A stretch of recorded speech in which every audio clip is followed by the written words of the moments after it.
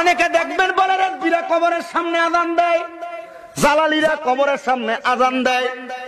এটা কোন নিয়ম? নতুন নিয়ম বাহির করছে। আমি বলবো রেজবিয়ার জালালিরা নতুন নিয়ম বাইর করে নাই, এরা আমার নবীর একটা সুন্নতরে তাজা করছে।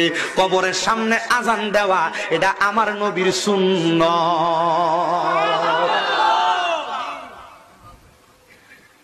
আমি এখনো আমার এলাকার কোন জানাজায় থাকলে আমি নিজে আজান দিই। কি দেওয়ার পরে ওই তালকিন কোনটা? বলে হুজুর আমরা তো জানি না।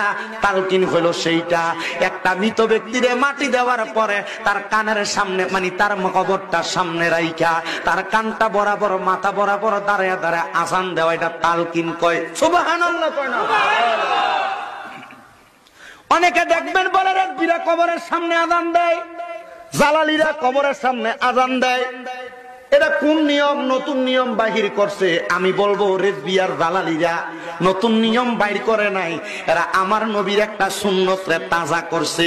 কবরের সামনে আজান দেওয়া এটা আমার নবীর সুন্নত।